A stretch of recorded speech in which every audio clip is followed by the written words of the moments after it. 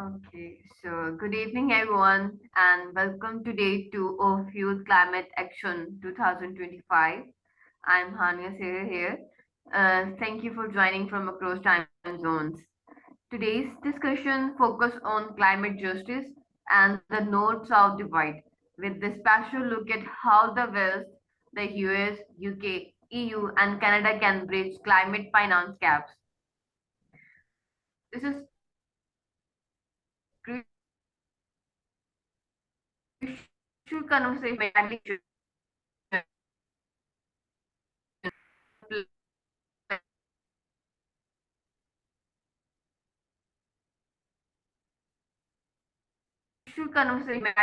flight emission, STEM instructor, researcher, and environmental expert affiliated with the Greek Ministry of Dr. Climate education, a cross-border environmental policy, and capacity building for the youth engagement in sustainability. Today, she will speak on how Western countries can meaningfully bridge climate finance by an example of youth-led partnerships. Please join me in welcoming Dr. Rania. Ma'am, the floor is yours. Warm greetings from Greece, from Athens. Thank you very much for the introduction. I would like to congratulate all organizers of Youth Diplomacy Forum. And of course, I would like to thank Aser Musagar Tanoli for the kind invitation. So before starting sharing my presentation, I would like to say that climate change affects all of us. It does not affect us equally, however. Here in Greece, in my country, the last two summers were experiencing severe distractions because of climate change, wildfires, and also distractions of homes. And this is something that we cannot ignore. Today, our topic will focus on the divide between the global north and the global south, which reveals in stark truth those who contributed least to this crisis often bear its heaviest burdens. This is what we're going to discuss today.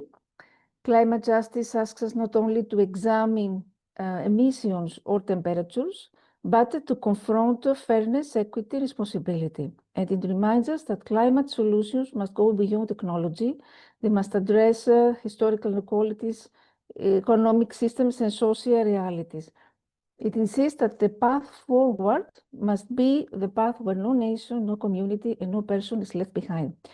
So today, let's imagine a sustainable future, and we all carry a shared responsibility. Of course, the global north must recognize its historical role and support meaningful finance, technology transfer, and capacity building. And on the other hand, the global south must be empowered not as passive recipients of aid, but as partners, innovators, and leaders in shaping global climate strategies. Each of us in this room is part of a growing movement, and this program that we organize together with Youth Diplomacy Forum is actually a movement that believes a fairer, more sustainable world is not only something which is possible, but necessary. And our discussions today are not are more than academic. They are steps toward rebalancing a world that urgently needs cooperation over competition, justice over indifference, and action over promises. So thank you for being here. And now we'll start sharing my presentation. Oh, wait a minute.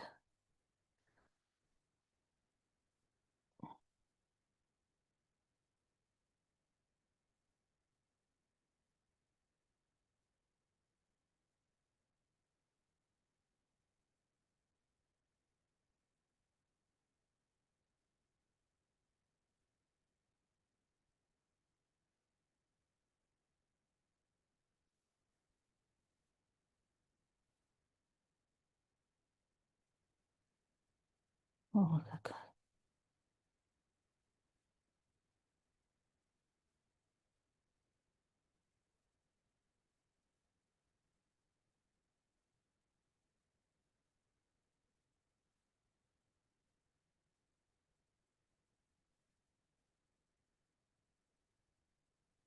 Okay, I think it's not possible to share it today anyway. I will share it later after we'll give it to Mr. Musagar. So just I want to say here that the climate change is, of course, is one of the most pressing global challenges of the 21st century, but its impacts are unevenly distributed. While greenhouse gas emissions are concentrated largely in industrialized nations of the global north, the most severe consequences, ranging from extreme weather events to rising sea levels and food insecurity, are disproportionately felt in the global south. And this inequality forms the essence of the climate justice debate, highlighting the deeper moral, political, and economic divides between nations. So first, we need to understand climate justice.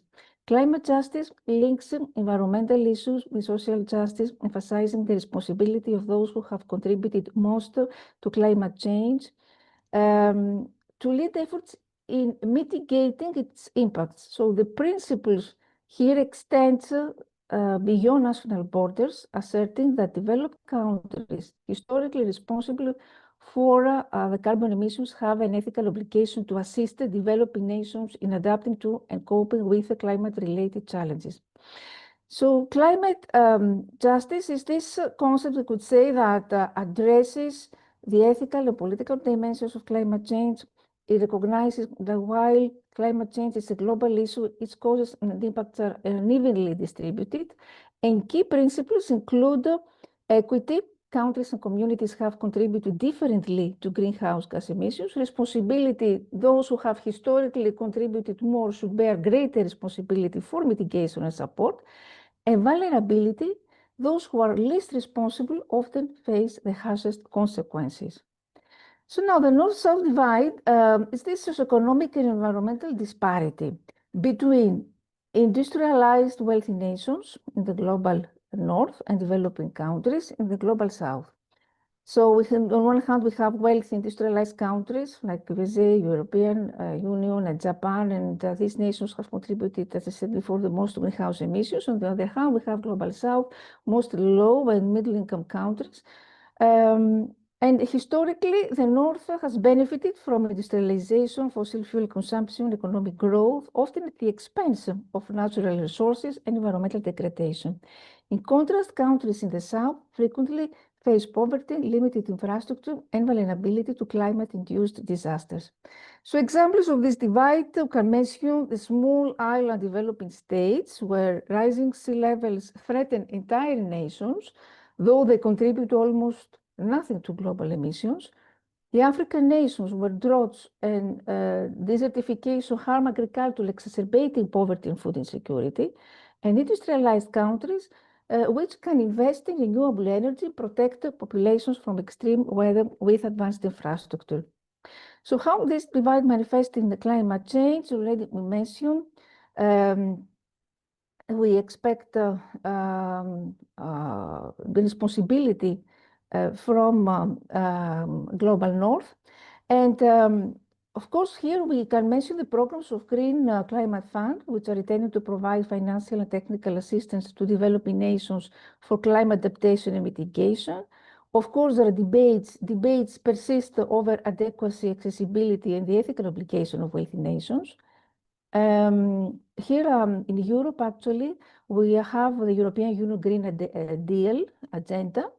The Green Deal is something very, very ambitious, we could say. We don't know how this actually will evolve, because it's about carbon neutral Europe by 2030. And this, of course, requires many, many reforms. So, in general, I could say that Europe invests a lot in the green revolution across all European countries. In Greece, also my country, the same is happening. So, a key element of climate justice is the provision of resources from the north to the south. And this includes climate finance, technology transfer, and capacity building to support renewable energy adoption, resilient infrastructure, and sustainable development.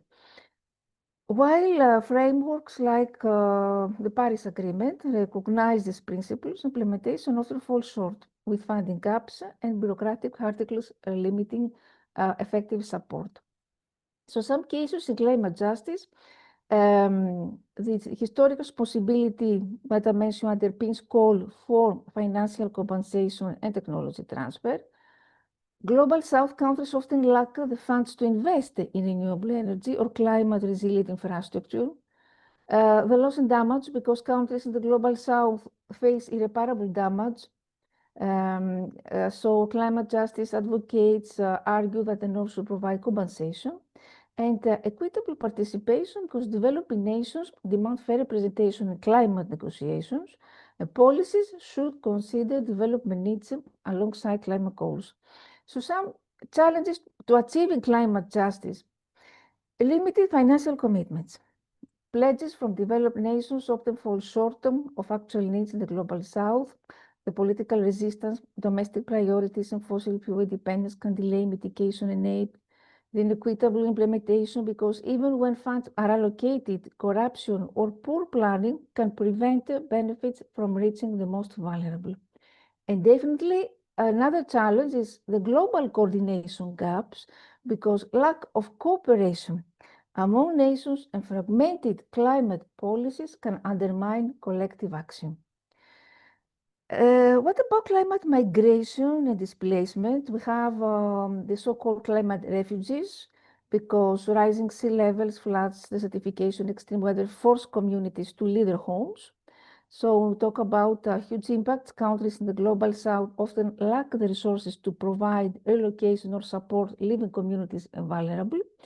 And legal gaps, because the national law does not yet formally recognize climate-induced migration, creating challenges for protection and resettlement. Climate justice calls for mechanisms to assist displaced populations, including compensation and safe relocation pathways. So what is the role of technology in climate justice? Here, the clean energy transfer, because developed countries can help by sharing solar, wind, and other renewable technologies. The early warning systems, now thanks to satellite monitoring, weather alerts, and climate modeling, can save lives in vulnerable regions. And the barriers are related, of course, with high cost intellectual property restrictions, inadequate infrastructure, which often prevent the Global South nations from accessing these technologies. So supporting equitable technology access is key to balancing adaptation and mitigation capacities. Intersectionality and vulnerability, because not all communities in the Global South are equally affected. Climate impacts intersect with gender first, because women often bear disproportionate burdens due to social roles, limited access to resources, and higher vulnerability during disasters. The poverty, because poor households have fewer resources to adapt or recover from climate shocks. And indigenous people, because their lands and livelihoods are often more exposed to environmental changes, yet they hold vital knowledge for sustainable adaptation. So climate justice emphasizes solutions that are sensitive to these overlapping vulnerabilities. Climate justice and human rights, because climate change is increasingly recognized as a human rights issue, because it affects basic rights, such as right to life and health, because heat waves, disease outbreaks threaten lives, the right to food and water, because droughts and floods undermine food security and clean water access, right to shelter, because rising sea levels and natural disasters displace communities, especially in vulnerable regions. And climate justice also seeks to ensure that climate policies protect these fundamental rights and prioritize those most at risk. So moving towards climate justice, we talk about differentiated responsibilities, recognize that developed nations should lead mitigation and fund adaptation, technology transfer training, investment in resilient infrastructure for vulnerable countries is important. We need more inclusive climate policies, so incorporate voices of marginalized communities in decision making. And global cooperation treat climate change as both an environmental and ethical challenge. So in short, we could say that climate justice highlights that the climate crisis is not just a scientific or economic problem, it is what? It's a moral issue. And the North-South divide emphasizes that those who contributed least to the problem often suffer most, demanding global responsibility, fairness, and action. The Convention is international framework addressing climate justice that we need to know, because several the national agreements which aim to address the North-South divide and promote fairness. The United Nations Framework Convention. If you can mute yourself. Yes. The United Nations Framework Convention on Climate Change, which establishes the principle of common but differentiated responsibilities. We have the Paris Agreement, which encourages developed nations to provide finance and technology support to developing countries. The Greek Climate Fund, I mentioned before, which channels funds from wealthy countries to projects in vulnerable nations to build resilience and reduce emissions. And Warsaw International Mechanism for Loss and Damage, which provides a framework for compensating nations affected by irreversible climate impacts. So some pathways for equitable solutions include the just transition, ensure that shifts to low carbon economies create jobs and opportunities without harming marginalized groups, which is one challenge. The climate litigation, communities in the global south are increasingly pursuing legal action to hold high emission countries accountable. Community-based adaptation, so somehow by supporting locally led projects, this enhances resilience and empowers affected populations. And global solidarity and advocacy, this means the involvement of all key stakeholders, civil society, youth movement, and NGOs play a key role in demanding accountability and equitable solutions. And of course, the role of private sector here in climate possibility is essential. So we talk about corporate accountability. Mainly multinational corporations headquartered in the global north have contributed significantly to emissions. We need investment in adaptation. Private funding can support climate resilient infrastructure, sustainable agriculture, and renewable energy in developing nations. And greenwashing risks, which means that companies may exaggerate environmental efforts without meaningful impact. This is another thing that we need to be aware of, the greenwashing risks. Climate justice requires transparency and accountability. On the other hand, education, awareness, and capacity building is another issue. So public understanding, knowledge about climate risks and sustainable practices is something that always helps communities adapt effectively. Training and skills development programs in renewable energy, disaster management, sustainable agriculture empower vulnerable populations, and youth involvement, engaging young people, is something that fosters long-term advocacy and innovation for climate justice. And the cultural and indigenous perspectives are there because indigenous and local communities often have centuries of experience in managing natural resources sustainably. The cultural preservation, climate impacts threaten heritage, sacred lands, and traditional livelihoods. So climate justice recognizes the value of integrating indigenous knowledge into adaptation strategies and policy making. And definitely what is very important, the monitoring accountability mechanism. So climate reporting, tracking emissions, adaptation progress, financial flows, this ensures transparency. What we call global watchdogs, NGOs and international organizations monitor compliance with climate commitments, and participatory governance, including communities in monitoring. This ensures that aid and interventions meet real needs. The ethical and philosophical dimensions also are important. So we talk also about intergenerational justice. Climate action is not only about current equity, but also about protecting future generations. It's about moral responsibility. Nations and individuals with high historical emissions bear an ethical obligation to assist those most affected, and climate justice frames climate change as a shared moral challenge, not just an environmental or economic problem.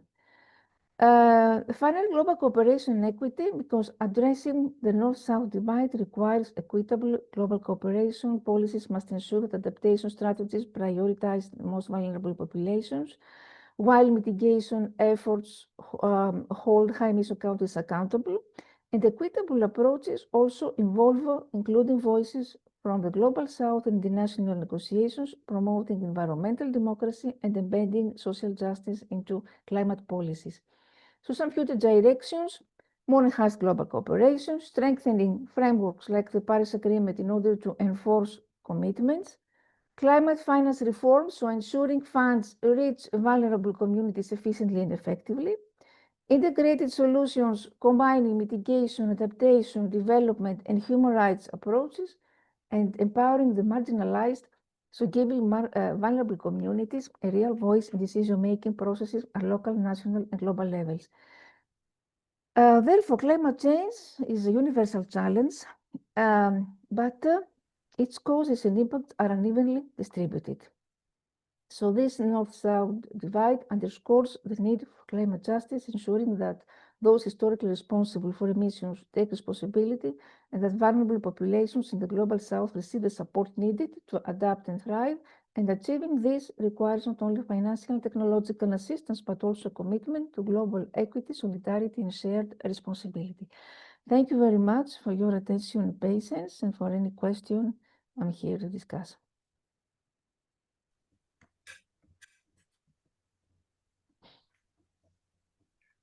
Thank you so much, Ms. Rania, and for that informed and practical presentation. And thank you so much for that. So now I will open the floor for the questions answer session to the participants. And we encourage all the participants to please ask questions. Yes, and I will share the So, PowerPoint also. Mhm. yeah. Thank you so much. This is what I have to request to Miss Rania as well, that if you can share your presentation, so Yes, that we yes. can share it with our participants as well. And before moving towards question answer session, I would like to thank Miss Rania for joining us today on a very important session. It's a day two, and we are talking about the North-South divide, especially in terms of climate change. The way we are suffering, we all are suffering from climate change. We have seen the recent floods in Pakistan in 2022. We have also heard about cyclones and rising water level in Greece and other parts of Europe, America as well. So I think we all are, suffering from climate change, and because of the contribution in the greenhouse gas emissions, as Ms. Rani also said, that the less developed, or the developing countries, they are contributing less in that. More contribution is from industrialized, powerful, and rich countries. So I mean, you talked about the EU Green Deal. I mean, I think the EU is working on it, and they want, climate neutral continent. The European continent should be climate neutral by 2050, I think. So, and Greece is also playing a very important role in it, in climate neutrality when it comes to renewable energy. There are different projects launched by the government as well, and some international organizations are working in collaboration with the Greek ministries. So, and again, I would like to put emphasis on this, that you talked about loss and damage fund. So I mean, there are, in loss and damage fund, even there are certain limitations as well, that how this fund will be distributed, and will there be a transparency in transferring the payments. So I mean, there are certain questions which can be raised on it, but I'll not take much of the time. Again, I would like to thank Ms. Rania for the wonderful presentation. It was really insightful for all of us. So I'll be moving towards question and answer session. Yeah.